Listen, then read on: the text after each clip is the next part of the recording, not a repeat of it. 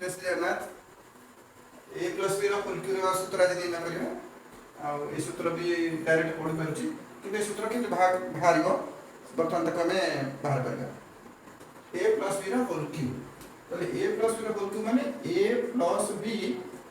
केतना रोचे ना तीनटा रोचे ए प्लस बी तीनटा को गुणा जीवो ताले ए प्लस बी तीनटा को गुणिले हम केते हबो ना ए plus b into a plus b into a plus B और तीनटा ए प्लस बी को गुणिले एठी जो तीनटा ए प्लस बी रहला एठी मु कोन करछि ना गोटे ए प्लस बी के रखि दउछि आउ एपटे रहला ए प्लस बी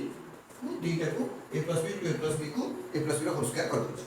ताले a plus b whole cube कोन हला बडो a plus b into a plus b रो होल स्क्वायर एठी फुल कोन करला ए प्लस बी को हम रखिले ए प्लस बी रो होल स्क्वायर रो फार्मूला के पकेबा ताले a plus b whole square formula हला a square plus 2ab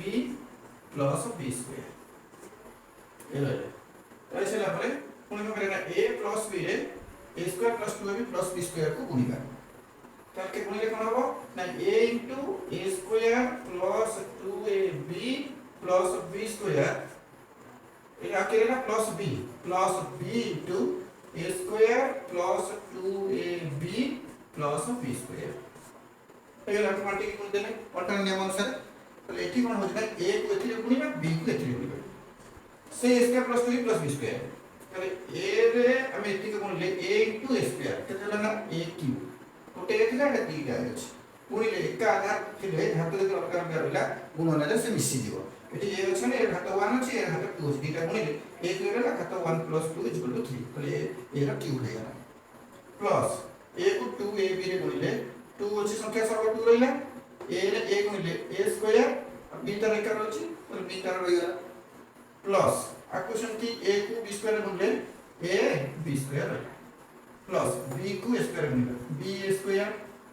plus b को 2ab रे गुणिले 2a b को b रे b गुणिले ताले b स्क्वायर हे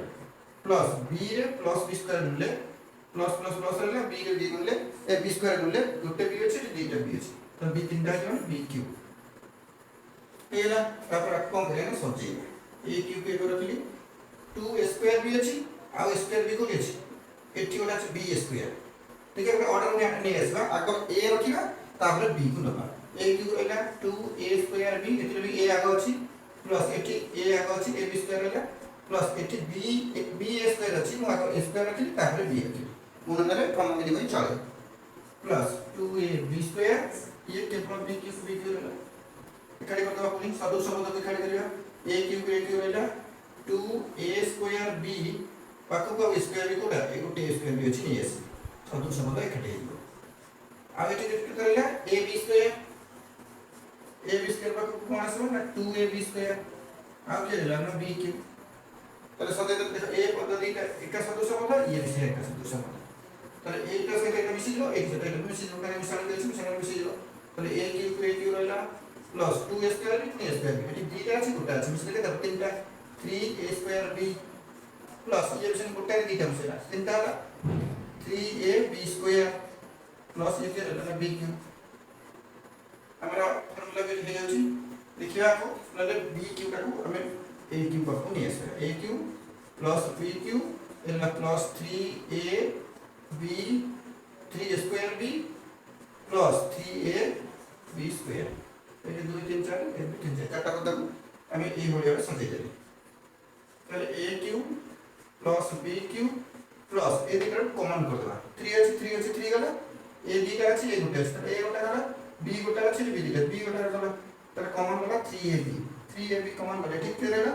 3 गला b गला a स्क्वायर गोटे अछि आ गोटे रहला प्लस a से में b रहला ताले हमर कोन फार्मूला आसीला